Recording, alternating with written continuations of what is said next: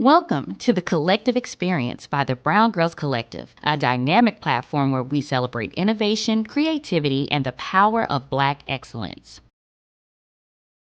Each episode, we sit down with change makers, visionary industry leaders, and groundbreaking entrepreneurs across the worlds of fashion, tech, education, business, and more. This is more than just an interview series. It is a space where stories are shared, wisdom is exchanged, and inspiration flows. Together, we are building a community that thrives on collaboration, empowerment, and the drive to uplift one another. So get ready to meet these women redefining industries and shaping the future. This is the Collective Experience where we take center stage.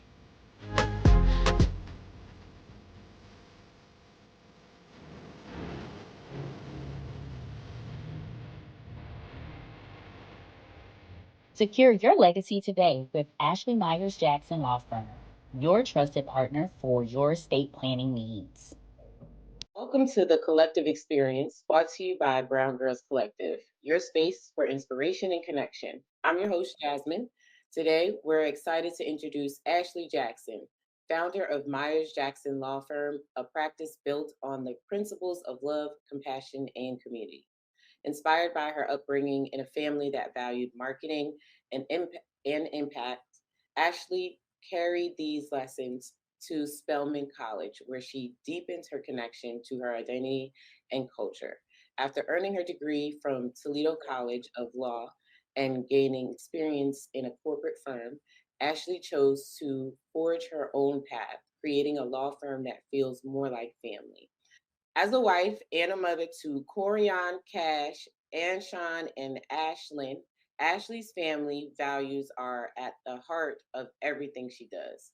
A proud country girl with big dreams, she's committed to helping as many people as possible with building lasting relationships and making a meaningful impact in her community. How are you today? I'm doing well. It's a Monday morning, so as Mm, smooth as a Monday can go. It's been going well though. exactly. You're right about that. It's a Monday morning, but we're gonna make it do what it's supposed to do, right? That's it. We're gonna go ahead and play a little game called This or That.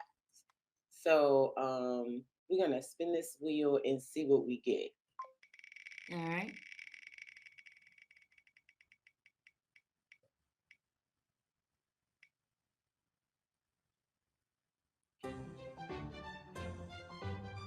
All right. All right, Do I chicken have or a shrimp? do I have to do it like right away? Chicken or shrimp? Yeah, so actually the answer is easy for me. It's shrimp. Okay. I am not a chicken girl, but I'm not bougie either, so let's just make it clear. It's Okay. shrimp only because there's no other option. I like mm, chicken, but I only like certain people's chicken. mm, I've never really been into it too much, so we're gonna go with shrimp on okay. I like them both, so it really doesn't matter to me. that. But I guess if I had to pick just to think if I had to eat that all the time, it might be chicken. Although I Yeah, like I would. shrimp a lot. Chicken, if my mama was cooking it every day, Right. yes. But I'm not buying it from anywhere. I'd eat it if my mama makes it. Otherwise, I'm good on it. What about if you make it? Nobody would want it if I made it. So let's just make that real clear. Okay. Point taken. Let's spin the wheel again.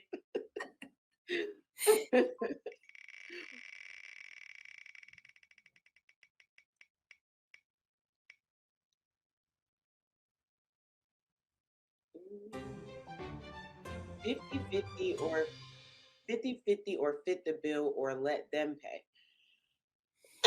Um, Honestly, it depends on who I'm with.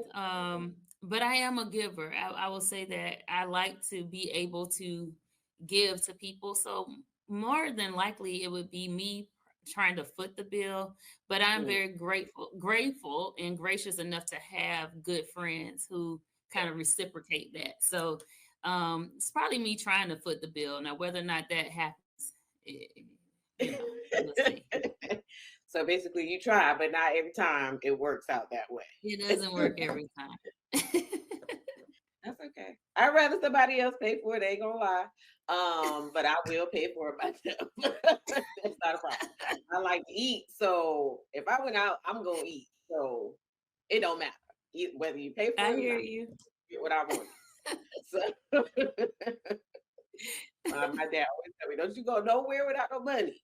So That's it. Because you never know. you never know. So I'm always good, but I'd much rather somebody else pay for it. But let's spin the wheel one more time. All right.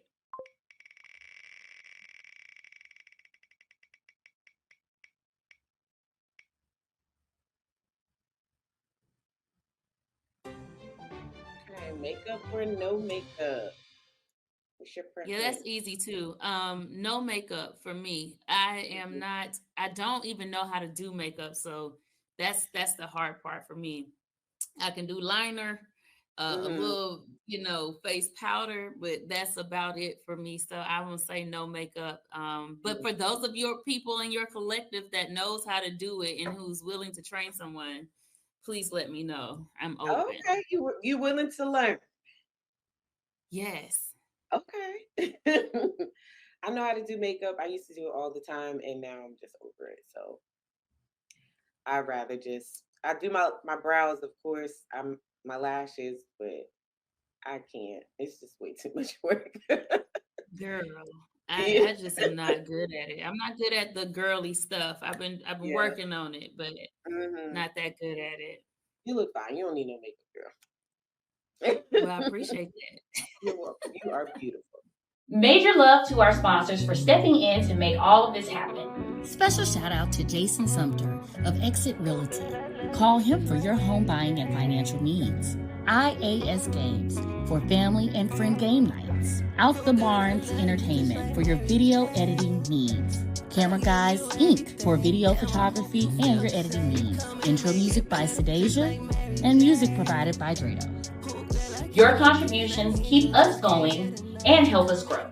So, okay, so we are going to do the introspective. So, what is one misconception about your your job field or your job title? Like, what is one misconception that people may have about it? Um, I don't know if it's necessarily a misconception, but what I hear often about lawyers is that they are unapproachable. They are, not really comfortable to be around. They have certain airs about themselves. And again, I don't know if that's a misconception or if that's just really what certain people feel. But I know as it pertains to me as a Hmm. lawyer, it is, in fact, a misconception. Okay.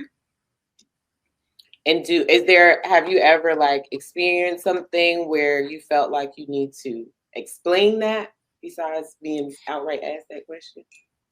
No, actually. In fact, I get told by my clients and by people who know me in general that I don't come off like a lawyer. And I will say, well, why do you say that? And they say, because you Right. seem like you're very approachable. I mean, you're down to earth. You feel like my cousin or my sister or my daughter. Hmm. And honestly, that's the feeling that I love to feel. So, and I don't purposely set out to be that way. I just am what I am. Hmm. But I do know, based on those types of conversation, um, the misconceptions that people tend to place on me before they know me. Right. Okay.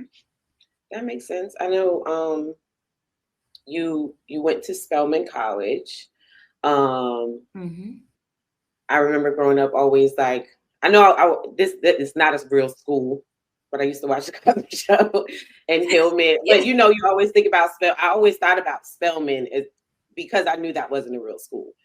Um and I always thought like if I ever did go to college, like that would be like a school that I would love to go to. So like what was your experience there? Spelman actually was one of the decisions, and I say this all the time, a decision that I made as a child that I would make over and over and over again. Mm-hmm. That was one of the best decisions of my life. I've known I wanted to go to Spelman since I was 6 years old. I had a cousin graduate from there when I was about 5 or 6, and I went and visited. And I mean, to me, Spelman was like heaven. It was a bunch of beautiful Black women, educated, confident. And I saw myself in those women as a child. And I just knew this is where I wanted to go. In fact, that was the only school I applied to until my father made me apply to one other school. In my mind, I wasn't going anywhere if it wasn't Spelman. And much like you, I watched a different world consistently as a child, just with the mindset that, oh, one of these days I will be there, because I did realize that that was actually Spelman's campus that they were showing. Right. And I Exactly. actually stayed in one of the dorms that they showed. So, like the What? house dorm that they would show the picture of, I stayed in that dorm. So, my Spelman experience, I made lifetime friends. And there's just a confidence that you gain as a Black woman just being around that many different types of Black women. It's you can't explain it. You just have to experience it. It's very difficult to explain. So I would Mm, do it 10 times over. I bet. I know that was a good time. It was. Um, I know it was a good time. Of course, you learned things, but it was a good time. I'm sure. It was. Just having all those different personalities, and it's college still. Yeah. So are you still? And you said you made like lifelong friends, so you're still friends with some of the people that you went to college with and Yeah. everything. Yeah, my best friend, she actually came down and visited this summer. She lives in Boston. She has 2 children of her own now and is married to. She came and visited me this summer, and we talk. We try to talk it, every week or so. But life gets busy. But yeah, my friends, I'm still closely connected. And that sisterhood goes beyond just your class. I mean, it's a lot of girls that I'm still connected with that I met even after the fact, or where they were out of Spelman before I even got there, and I still have Hmm. connections with them. So it's a great group of women. That's great. All right, so Ashley, we're gonna go ahead and dive into these questions. Okay. Um, so passion and identity. Um, what inspired you to start your journey, and how does your personal story connect with the work you do today? Yeah, I think I have an interesting story from the standpoint of, the whole lawyer phase. I knew I wanted to do that since I was a child, but as it pertains to what I do now, I feel like it was in fact a journey.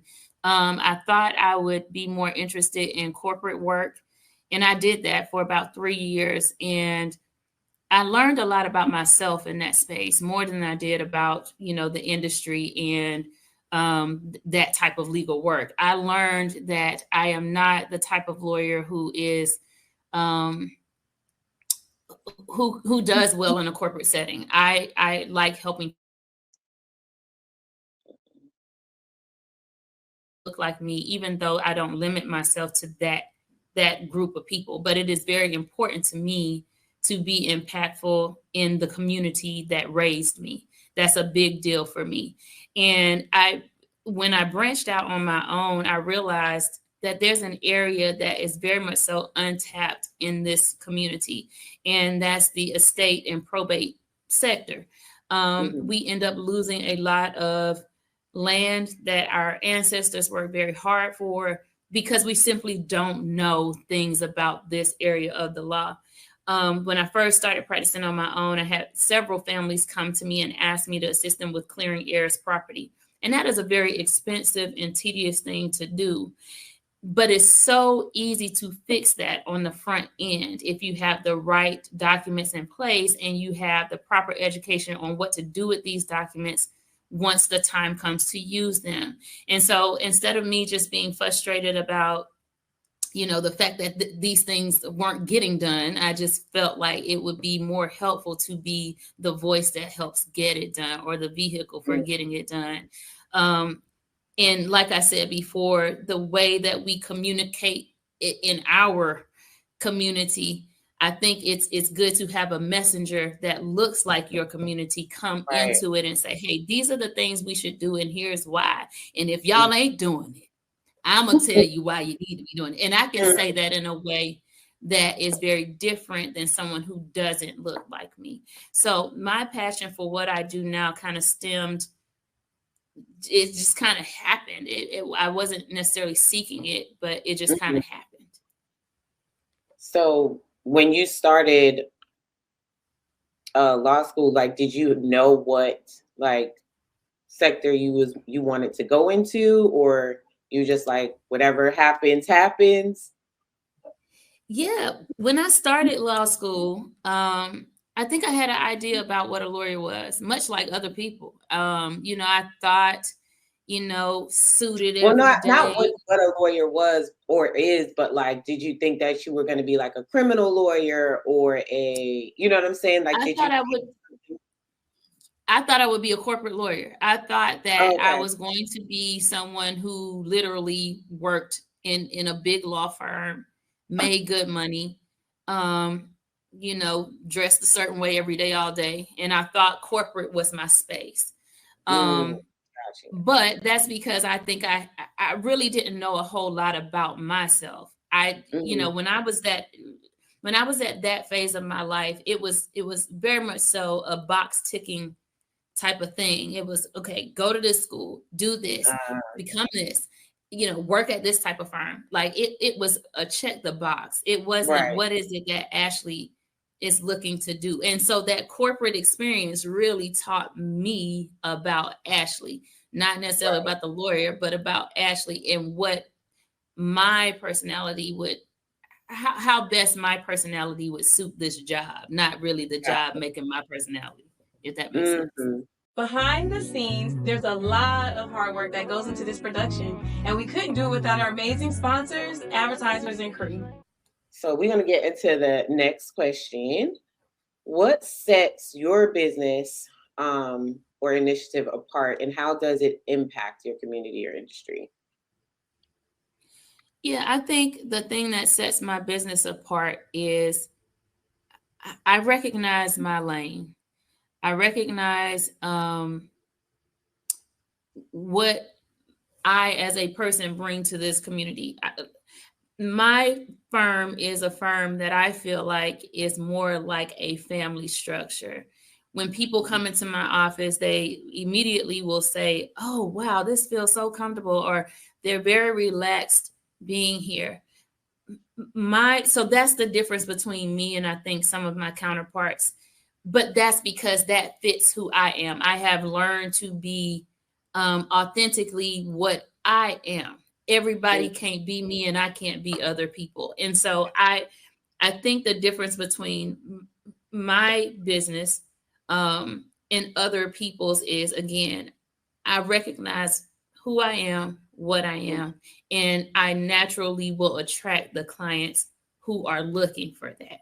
Right. So that's what makes my firm different. And I feel like, again, that impacts my community because that's what's needed, I believe, in this space for my community. Right. So I do want to just ask you again. So explain to me what is the what I know you said what type of lawyer you are, but like what do you do exactly? Like how do you help people in the I got community? you. Yeah, so we assist clients with preparing for incapacity, and we Mm, also assist clients with preparing for the transition, basically, once you pass away. So we're helping our families understand how to maintain assets while they're living and how to properly pass those things along once they're gone.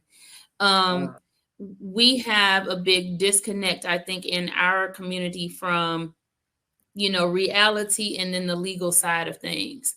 There, mhm, we assume that things are just going to happen like it stems in our mind without legal documents.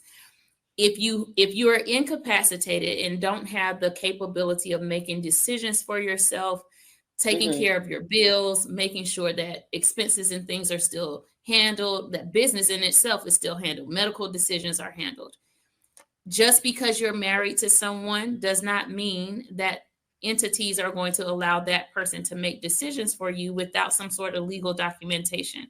Or just Right. because you have a child that's in the oldest child does not mean that your doctor is just going to allow this person to make decisions for you just because of the positioning they're in your family. That might be Mm-hmm. how things work practically in your house, but that is not how things are going to legally function if you cannot make decisions for yourself. So I help my clients understand how to put certain people in positionings to help them in the event that they cannot help themselves.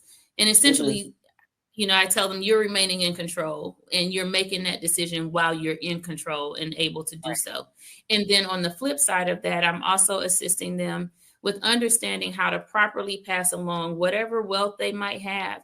And again, and when I say wealth, I don't mean you have to be wealthy. I mean whatever you worked hard for, Mm-hmm. how to pass those things along properly. We want to make sure that you're passing things along to the proper people, not just, well, my son gonna be mad if he don't get it. Well, then is he the right person, ma'am, or is he not? And so Right. and here's why I think you might want to make a different decision or think about your decision making. Mm-hmm. And so I'm here to be that voice of reason, and then to also be able to put the legal documents in place for people who will ultimately have these experiences. Right. Yeah. And that's something that you should have done like early. Like if you have a family, that's stuff that you should definitely make sure you take care of so that because you never know what happens and you just want to make sure that everything goes the way that you would like them to go should something happen. So Yeah, and if I may, I want to just you brought up a very good point when you said these are things you should have early, especially if you have a family.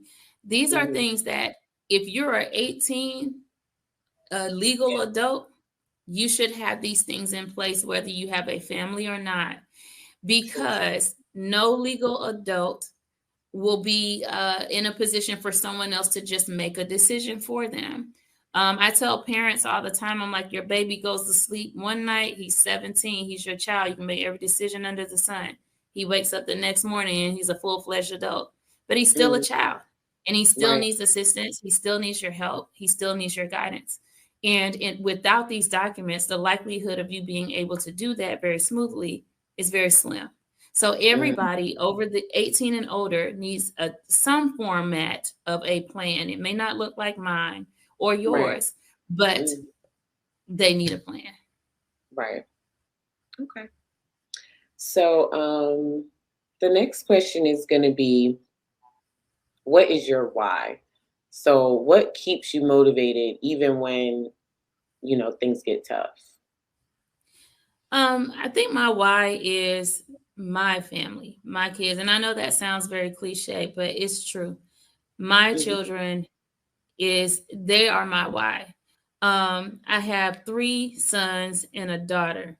And I will say my daughter really is uh she's my motivating factor. My sons are too, but I think it's something about seeing your mom in a certain capacity. For boys and girls, to be honest, mm, I think it's important for them to see you in a certain light. Um, they see me every day helping people. They know what I do. I yeah, explain it to them in ways that they can understand. They know exactly what I do. And so they understand that mommy gets up every day, does what she needs to do for us, and then she mm, goes out and helps other people do some of the things that we're doing in our family. We sit with our kids on a daily basis. We have a dinner with them and we discuss financial principles. We mhm, discuss order. We discuss um, family values. And all of this is a part of what I do. I'm not just teaching people how to pass along assets, but I'm yeah, teaching people how to also pass along good habits, good mm, financial habits, and also good cultural experiences. All of this stuff is what you're passing along. So right. my kids get to see me do all the things that we're teaching them. They get to see me help other people do that too. And so they are my motivating factor. They are what keeps me going. And I'm not just saying it to be cliche. I really mean that. I don't think that's cliche at all. I mean, most of the time when you have kids, that's what you do it for. Like you get up in the morning for your kids. You know what I'm saying? You do a lot for your Mm-hmm. kids, and you want them to, be proud of you and all that good stuff. So like Yeah. I don't think it's cliche at all. I think it makes perfect sense. Awesome. um yeah, no, I don't think it's cliche. I mean I say the same thing. I don't have kids. I have a son, but now he has, Mhm. grandbaby two kids or one on the way. Wow. So, you know, I gotta, make sure they good too. Yeah. So yeah, I get it. So Awesome. And you don't look like a GMA, by the way. yeah, girl, that boy made me a Gmail way too early, and it's ghetto here, but whatever. No, I'm just kidding. I'm just kidding. I'm just kidding. Yeah, he did, but it's all it is what it is. He's the baby is amazing, Coda. Shout out to Coda. But yeah, I love it. Awesome. All right, so we got to get into this next question. Legacy and impact. What impact do you hope to make in life, and how do you see your legacy inspiring other Black and Brown women to pursue their dreams? Yeah, that's a great question. I hope that my legacy is one where our community recognizes me as um, a voice for change or a tool for change. Um, and I think that's happening. I speak a lot on the topic of estate planning and probate, and I do it at no cost because I feel like Mm, this is what I'm leaving behind for my community. This is how I contribute back to my community. So I hope that my community recognizes that and sees that as the impact that or the legacy that I or the impact that I have on them.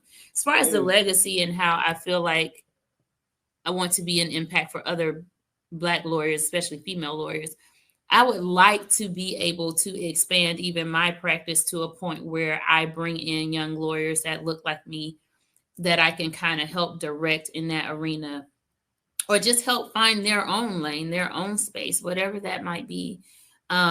That's kind of the legacy that I feel I want to leave behind. I want to create a space where young Black lawyers, particularly women, can be comfortable in their skin, can gain levels of confidence, and go out into this world that doesn't look a whole lot like us, especially in the legal profession, and be mm, confident in that. right. It's a lot of us out here, but I think we're few and far in between.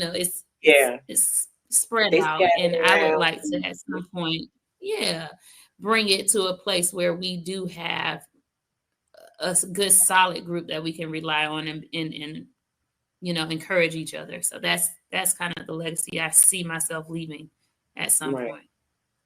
point. Do you see any lawyers in your kids? Do you see that in any of them? I see lawyer tendencies, Yeah. some That's what good I and some mean. You know bad. what I mean? Yeah, I see tendencies. One of my Okay. sons in particular, he can talk his way out of anything, I'm serious. And I'm like, son, I know the answer. I know what happened. Like don't try to convince me. Okay. Yeah. And he will carry it to the end. So I do see that in them, but I feel like all of my children have a relatability about them that I feel Mhm. is good for lawyers. They are able to connect with people very well. They don't meet strangers. And so I feel like they have a lot of the natural things that people look for, whether that's in being a lawyer or even, entrepreneurial skills, just the ability to connect with people and be Mhm. confident in that. All of my kids have that. And so I think that if again they each have little tendencies where I'm like, yeah, I can see you being a lawyer. But I can Yeah. also see them being whatever else they want to be. And Right. so as parents, as a mom, I push them to kind of learn who they are because I think that's the most important thing in life, period. Once you learn who you are, Mhm. it's easier to decide what you want to be. Absolutely. Yep. Yeah, it's hard trying to figure out what you want to be when you have absolutely no idea who you are. It's hard Yes, because yes. then you will end up doing something that you know you ain't got no business doing. Like this is not you. You Yeah. just did it because somebody else was doing it, or it looked cool, or you know what I'm saying. Has nothing to do Yeah. with Yeah, yeah. but as kids, I think and even as adults, I feel like, sometimes we make decisions that are not necessarily always the greatest. But I do Hmm. think once we decide who we are, I think we can even carve our own lane sometimes in spaces Yeah, that we didn't ultimately intend to be in. And I think absolutely. that's really what I want to instill in my children. I don't care what you decide to do, you Hmm. have the power to control certain situations. Right. Especially when you have that thing in yourself or that confidence in yourself. And Hmm. sometimes the thing to do is to just leave. But then there are other times where you can carve lanes of your own and be confident in that too. Absolutely. All right. So our next one is paying it forward. So, what's one piece of advice or wisdom you would share with the next woman stepping into this space? And what's one question you would love to ask her? I think the thing that I would tell a young woman stepping into this space is, and I know I keep saying the same thing, but this is important to me, Hmm. be authentically you. Be authentically you. Be confident in that, whether it's how you want to wear your hair, how you want to style your clothes, Hmm. saying what it is that you want to say. I think being authentically you is the best thing you can do for yourself and for this world. God made us who we are for a reason. Right. It's your gift to the world, and it's also your gift to yourself to be Mhm. authentically you. Right. Now, that does not mean that we don't tailor ourselves on occasion, but at the end of the day, you need to represent the you that God made you. So that's the one piece of advice that I would give if it were the only piece I could give. And then the question that I would ask her is what steps have you taken to Mm. discover yourself? And if you have not, you should take the time to do that, and you should take the time to do that as early as you can, when there's not a whole lot of life going on. When Hmm. you're young in college, you ain't got no kids, you got no Right. husband, you ain't got none of that going on. That's the time to learn yourself, because even with, once you think there's still growing and evolution Yeah. that will happen over time. But the more Absolutely. you can learn about yourself without all the distractions of the world and personal life, I think that's the time. So I would ask her, have you taken the steps, or what steps have you taken to get to know you? Hmm. Y'all hear that clock? What steps have you taken, honey? All right. So, all right. So we're gonna go ahead and wrap it up, Ashley. We're so grateful to have you here. Thank you for taking the time to talk to us. Um, you know, I don't know if we've had too many lawyers that I've talked to. Um, but I didn't even know about this. So that's like there was a lawyer that did this. So that's great. I'm sure there's other people out there who didn't know. So if you didn't know, make sure if you need those things done, you need to make sure you have everything in order. Make sure you get a lawyer like Miss Ashley Jackson, okay? Or Miss Ashley Jackson if you in where you at, Ashley? I'm actually located in Northeast Columbia. Our Okay. address is 115 Atrium Way. We're off of Two Notch Road. And like I said, we assist clients with the whole gamut of it. So if you need powers of attorney done, if you Mm, need your will done, or even trust, we do those too. We can assist with that. Or if you have a loved one that's transitioned and you need assistance with the probate process, we can assist with that too. So, but we just honestly, we love helping families. And I do think this is not an area that should be DIY'd, even though a lot of the world will tell you that. Your specific situation is unique to you. mhm. And it's best to sit down with a professional to discuss those things. Absolutely. So yeah, you guys make sure you get that taken care of. We're gonna go ahead and get out of here. It's been real, Brown Girls. We'll see you later. All right. Take care, guys. Thank you to our advertisers, sponsors, and everyone who made it possible. And of course, thank you for tuning in and being part of the Brown Girls family. See you next time. Oh, girl, I love you just like Mary Jane. I give you everything. Damn, I hope you feel the same. Come and make it better, just like Mary Jane. Oh, girl, I can't complain. I need your touch, can't get enough. Come and beat me up, it's just like Mary Jane. From the middle of the club, you say you running low again. Won't let me fill your cup. I got some papers in my section and some sponsors in the tuck. She been calling me Split Daddy, baby. Please don't gas me up. You can keep your mask. I don't want time with that. Tryna know your heart by the time we start, baby. Ain't no hiding facts. Maybe if you with it, we can start a tab. Break down them walls, you can let me in. I can be your quarterback. I'ma put our team right on the map. Oh, girl, I love you just like Mary